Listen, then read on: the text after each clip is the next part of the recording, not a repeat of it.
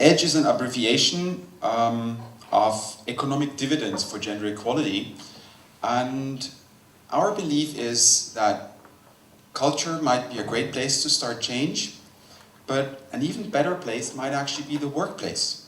And the reason why we think so is because we know that gender equality and even broader diversity at the workplace carries an economic dividend. It's not just the right thing to do, it's the smart thing to do.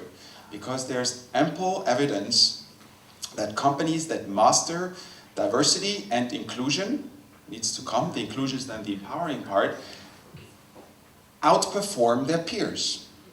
And that means the whole debate is footed on a very different ground, which is very helpful to start with. The other belief that stands at the beginning of EDGE is that if you can measure it, you can change it.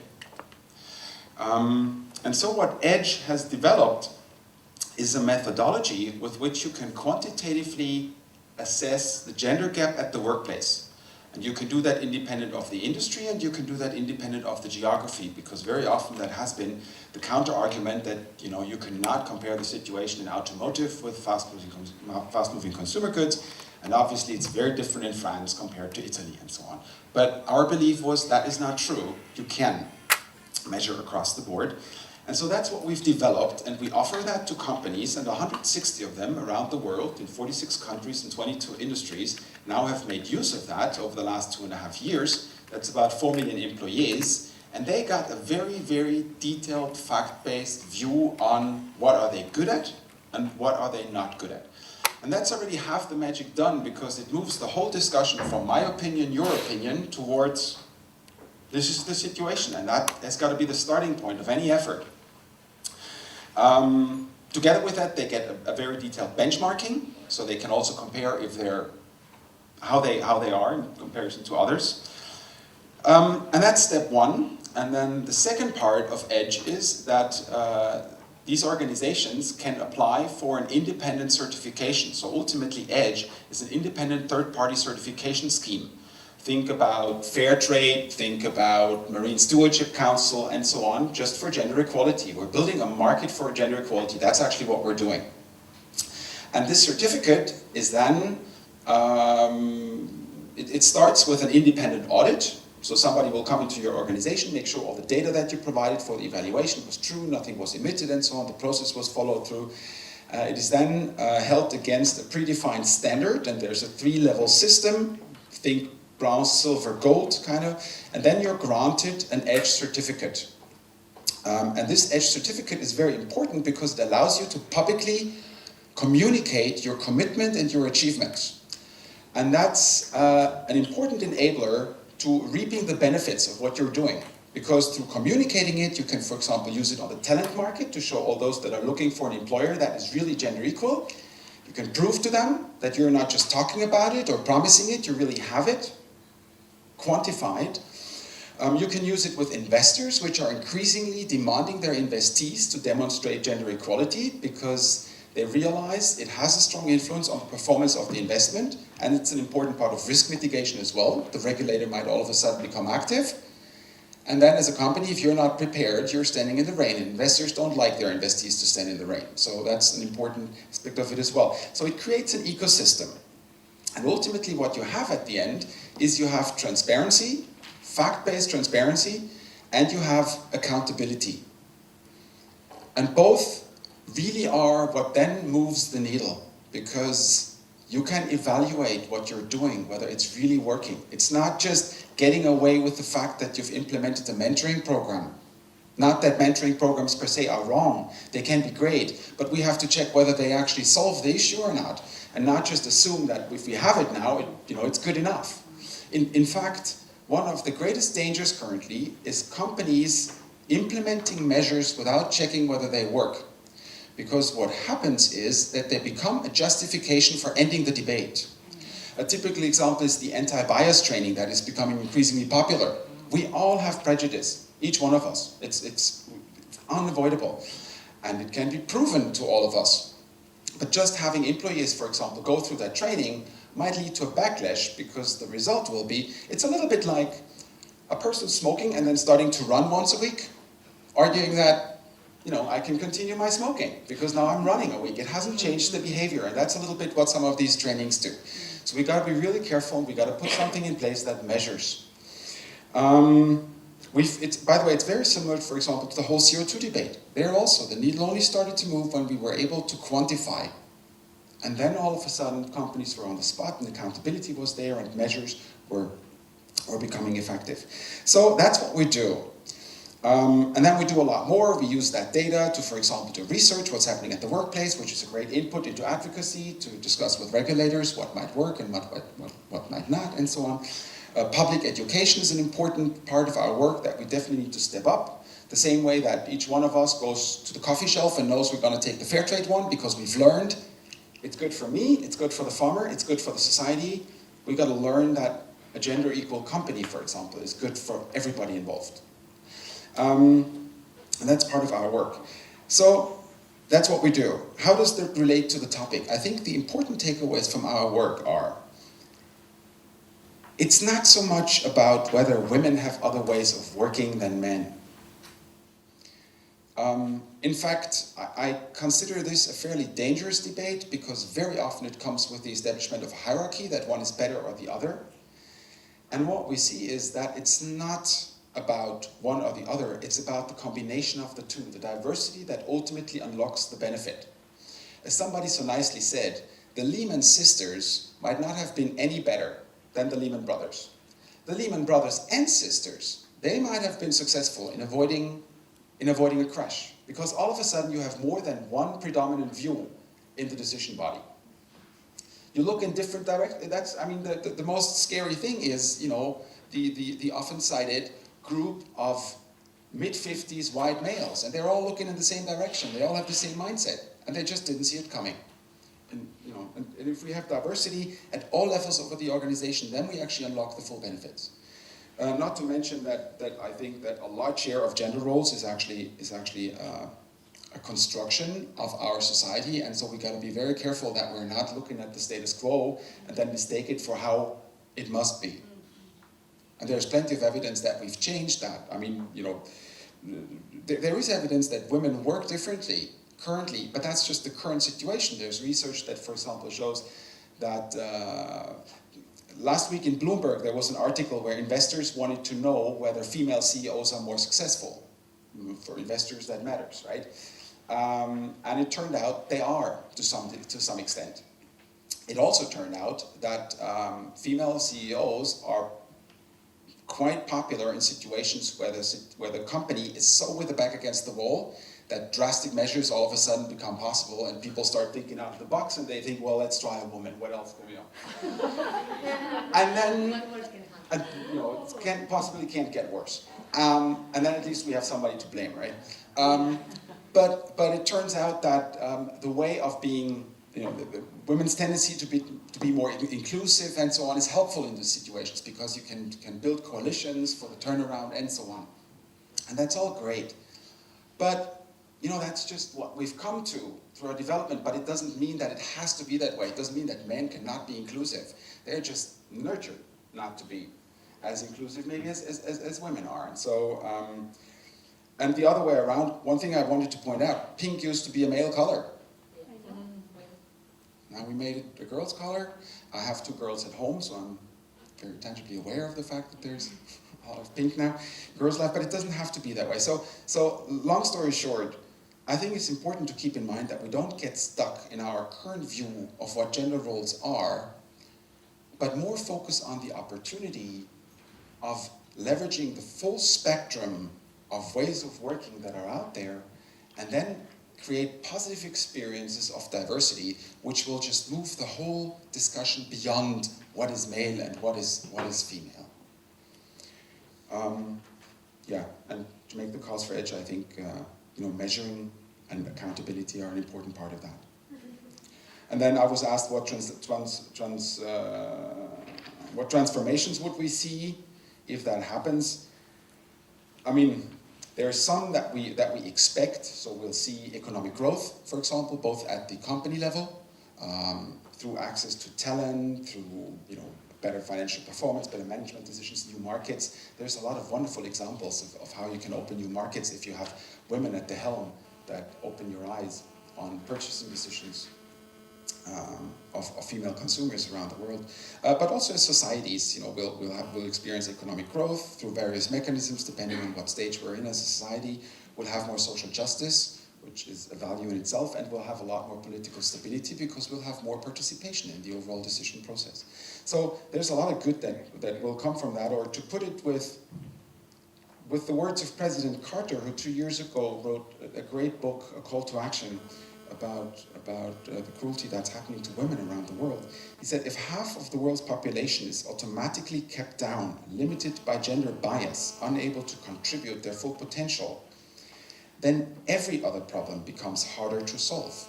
Or the other way around, if we get more women into leadership, not just leadership, but every part of society, and starting at the workplace, but from there it'll go into every other area of society, then I think almost all other problems we're dealing with will become smaller and will disappear as well. And that's why I'm so excited about that. I'll stop here. Thank you.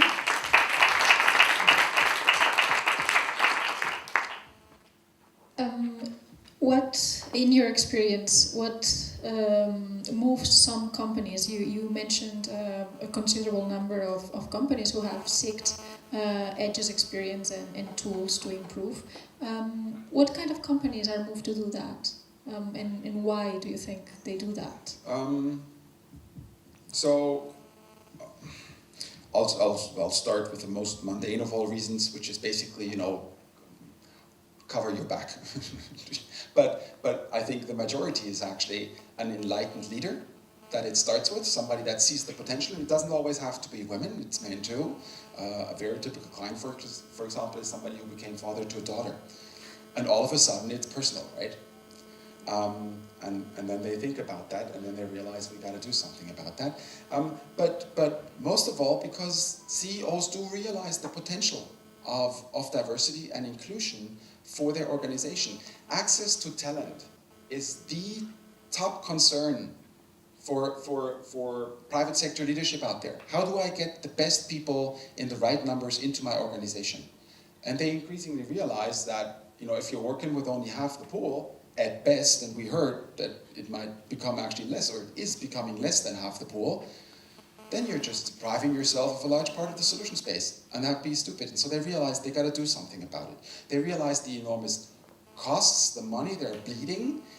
Many companies, for example, are so okay in recruiting women, getting them in, but when you're losing them somewhere around the mid-management level, because all of a sudden you put them into an either-or situation, that's when it becomes really expensive for a company, because you're losing so much investment, so much talent, so much know-how. And they're realizing that, and so they want to do something about it. And as I said, that's a very different discussion to have, and a very constructive discussion to have. And then they go ahead. And then they see the value of the tool. For example, the fact that we apply irrespective of geography is much appreciated, because if our large clients, like, you know, an SAP, for example, wants to get certified in 13 countries, they don't want to deal with one standard in France and one standard in Italy and one standard in the US. They want to have one yardstick and compare across the bench, because then they can also apply one set of rules across the country, across the company, and they can initiate an exchange of best practices, because they see what some do well and others do better, and how they can learn from each other. So it's really realizing it's the smart thing to do. And interestingly, once they tackle that one, because as was already pointed out, you know, gender is only one part that describes role. There's much more. But it's maybe one of the most obvious and biggest ones, and one where really, you know, nobody can say it doesn't concern me. Once they tackle that one, a lot of the other topics, LGBT rights, race, religion, and so on, gets a lot easier, because they make that experience, A, the situation can be changed, and B, when you change it, it's actually to your benefit. And all of a sudden, everybody looks at these challenges very differently and becomes much more proactive. So that's quite helpful too. Maybe also one idea that came to my mind is the fact that because there are people seen as men and people seen as women in all collectives, it's also a very transversal fight. So if you get more women, you are also getting more people who are not white male, more people who are not white straight male, more people who are not white straight males in their 50s, bald with a tummy and the whole age, thing. we're only starting to see the impact of age, and it'll only get larger in terms of discrimination as we're aging as a society. And that's our chance to get it right on one dimension, and then the other one, we'll be prepared and maybe even get ahead of ourselves on that topic. Interestingly, talking about gender, when we're looking, for example, at our data, very often we see a divide not between men and women, we see a divide between caretakers and non-caretakers in companies. And all of a sudden you have men that are very much on the cause of women because they realize they're in the same situation. And the other way around, you sometimes have women without children that make careers and then unfortunately become the excuse without their will, but they're the ones that often people point at and say, look, don't have an issue. But that's not how it is. Would you like to add any ideas to this other side of the debate? Including men is sometimes useful, you see. We might not have to exterminate them all from power. We might keep a few. Actually, if we wouldn't have learned anything. Well, let's talk about it. It would be, as I said, I'm not sure Lehman sisters would have been much more successful. But Lehman brothers and sisters, they might have. And so, really. But there's certain data that you just cannot deny. I mean, the fact that 96% of crimes are committed by men, So you're we saying, just don't kill people. That's how it is.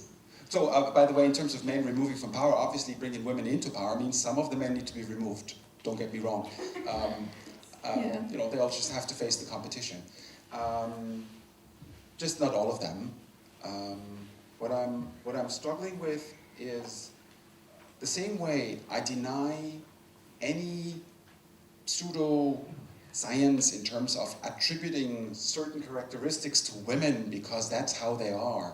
The same way I refuse to accept that 98% indicates that all men are violent inherently. Oh no, you did become a not all men all of a sudden. No, it's very easy, and we have a philosopher here who can point me out in my logics if it doesn't work. The fact that almost all violent people are men doesn't mean that all men are violent. This is very clear. So I'm not saying that. I'm just saying that, of course, there's nothing natural, in my opinion, again, to being a man and being violent. We are not rising them up very well if after, when they grow up, almost all killers and all violent guys doing violent stuff are men. So what I said, trying to provoke a little bit, and I see that I did get to provoke a little bit, is that, okay, we are not rising them up very well. Let's do it well. Let's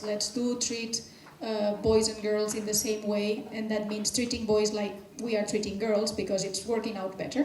We are not killing people. I think that's a very, very good improvement, that, humans stop killing people. I think it's something that we could, take as an objective. Yes. So until we have done that, and this is going to take a few years, maybe just let the ones who are not killing anyone be in power. And then we can discuss which men we are keeping in power, because obviously we can keep the ones who are more or less okay in power if they are. If they prove that they are better than the women, which is not the case. Maybe they can learn. But I agree with you. Interestingly, I would have in my introduction also said that I was raised by a feminist, my mother in particular. So there seems to be something that it's the mothers where we need to start, and I would argue that a lot of that happens when women become are at that junction from professional to parenthood, where we need to make it easier to maintain, to do both, basically to balance. Have I got time to ask a quick? Oh, time? No. Right. One. This was really interesting with us, and I was just wondering, if you've been able to track, because I really took your point about, some companies, they'll do, in fact my university did this recently, unconscious bias, do you mean the same thing, anti-bias training, right? So want that kind of thing, and now we've done our bit, we can just go back to what we were doing previously. So what I was wondering is, do you, Edge as an organisation, do you have a system in place to kind of longitudinally track, for the companies you're working with now, you produce the certification, can you then see, maybe this will take more time, can you see what they then do with that certification, right? Do you see, can they then implement a new kind of a system that would have a kind of traction or a longer term effect that simply something tokenistic would not have? Or is that the longer term plan for the organisation? Because this would be potentially really interesting to see what can a certification do to make that fundamental change that you're talking about? Absolutely. One of the powerful aspects of that EDGE certificate is that you're only entitled to carry it for 2 years. And then you need to measure again in order to earn it again. And you can only do that 2 times, and then you need to move to the next level. Otherwise, you're falling out of the certification. So there is an imperative for progress built in. You need to get better. Even if you're at the top level, every 2 years you need to measure whether you're still at the top level. So obviously that longitudinal study is very tempting, right? And as you said as well, we need more time. We've only been offering this full scale to the market since about 2.5 years. From that perspective, we are very happy where we are today. We must be, because certification is a typical winner takes all business, so you got to move, get into the market. The market's currently working. Half kiddingly, one of the biggest spokespersons we currently have out there is, without him probably even realizing, is Donald Trump, because he has put gender equality into everybody's mind, and they realize it's in the middle of the society and we need to do something about it. He has put a lot of Yeah, he has put a lot of effort, but I think he made really everybody aware that it's not solved, and it's in the middle of the society, and we need to take it on. So we need more time, and then track our clients and deliver. You're right, the proof that they excel against the baseline or their peers that are not as successful in offering gender equality. Yeah.